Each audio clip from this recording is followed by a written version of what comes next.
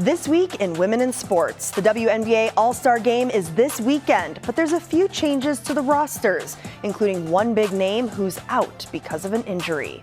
Plus, the Twins are making a big investment in young girls, how this baseball team is making history and preparing for a huge game on a national stage. And later, a program is spinning up fun, mentorship, and community by empowering girls through mountain biking. WCCO's Women in Sports, sponsored by Franson Bank and Trust. Thanks for joining us. I'm Marielle Mohs, and here at WCCO, we are celebrating the highlights of female athletes in this new digital segment called Women in Sports. We'll share news stories with you every week right here as we do our part to give these athletes the recognition they deserve. First up, the WNBA All-Star Game is this weekend in Indianapolis. You may remember Fever's Caitlin Clark and Lynx's Napheesa Collier are serving as captains. They both finished as the top two fan votes, but Clark is now out after re-injuring her right groin in the Fever's win over the Connecticut Sun earlier this week. Clark posted on a statement on X saying in part, she is, quote, incredibly sad and disappointed she won't be able to participate. She says she'll still be at Gainbridge Fieldhouse for all the action though.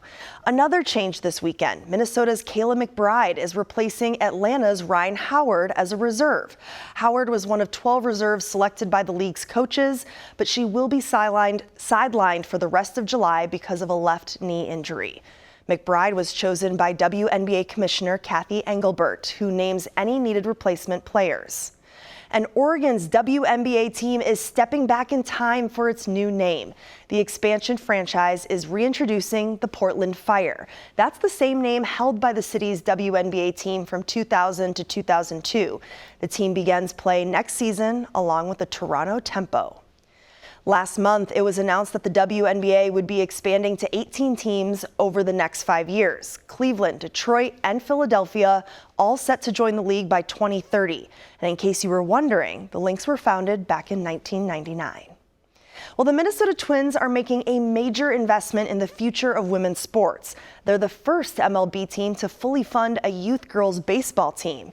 The 14 and under team was celebrated at the Twins game last weekend, ahead of the national tournament in Reno, Nevada, starting next Monday. The Twins Community Fund is sponsoring the team to compete and provide field space and practice uniforms. Here's a look at the impact that this has on the players. Right here, you're gonna extend through that ball. This is a practice for a first-of-its-kind team at Billy Peterson Field in St. Paul, a baseball team made up of all girls. It's so crazy to me that there's this many girls that we could form a team. Go! 14-year-old catcher and pitcher Kylie Salden is ecstatic for this opportunity. I was screaming in my head, I was so happy. She's been playing baseball since she was 3 years old, but always on a boys' team. When I'm playing baseball with all the guys, there's a whole bunch of highs and there's a whole bunch of lows. With this team, it's just all equal and we all are the same. It's so fun to just watch you play and get better together. It's just as much of a special moment for head coach Chelsea Falzone, who wishes she had this when she was growing up. This is a dream come true for me every day. I was a little girl just like these girls, and all I wanted to do was play baseball. And my only opportunity to do that was to play on my brother's team. This team of 13 teenage girls is fully funded and supported by the Minnesota Twins and gets to wear the TC proudly on their uniforms. This is the Minnesota Twins saying that girls belong in baseball. Period. Falzone says the impact is obvious in practice. The girls can relax a little bit more if they make a bad throw, if they have an error. All eyes are not on them out here like they are when they go play at their leagues because they're the only ponytail on the field. As the only all-girls team in the state, the search for competitive games took them all the way to the national stage next month.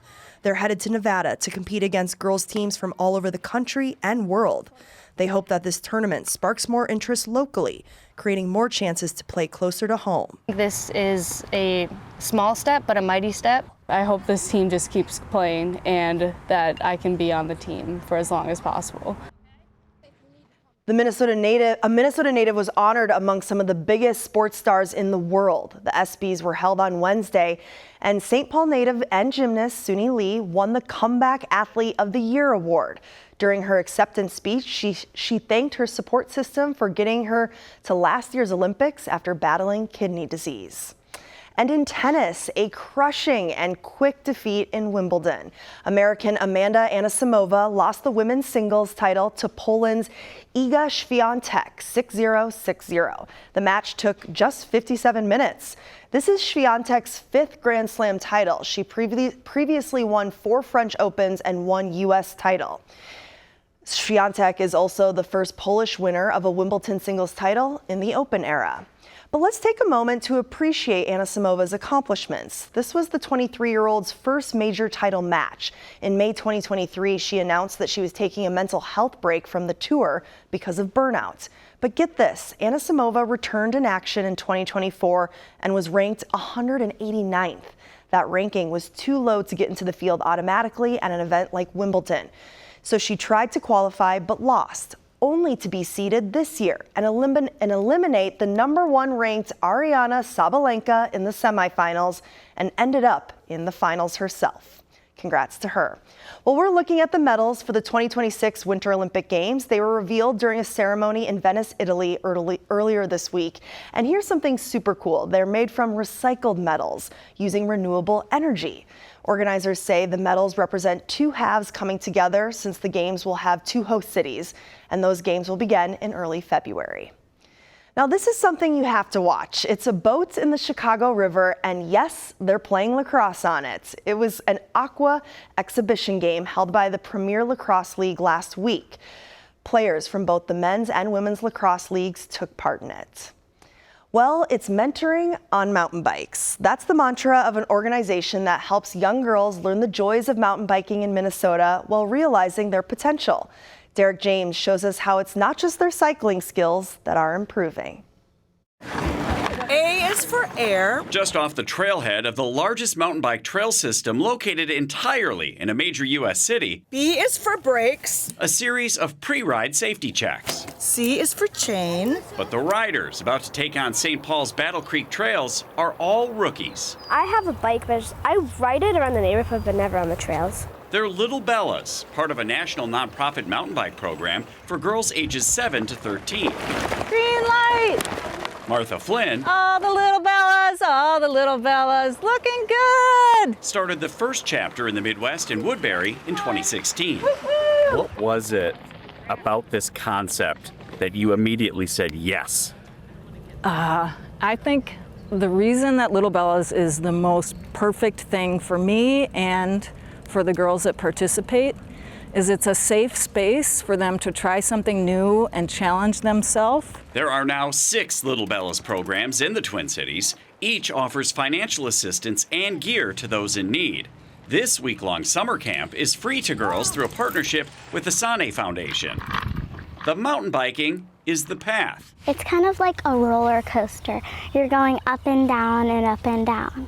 It's where you get your exercise into. To building confidence and having fun.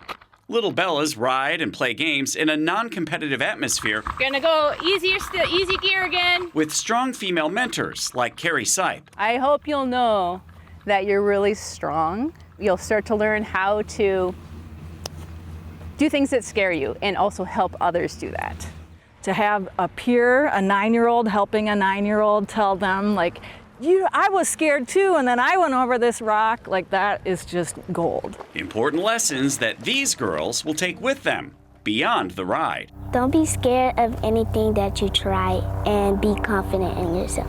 In St. Paul with Chief Photojournalist Louis Carpel. Derek James, WCCO News. Wow, I love that. Go Little Bellas.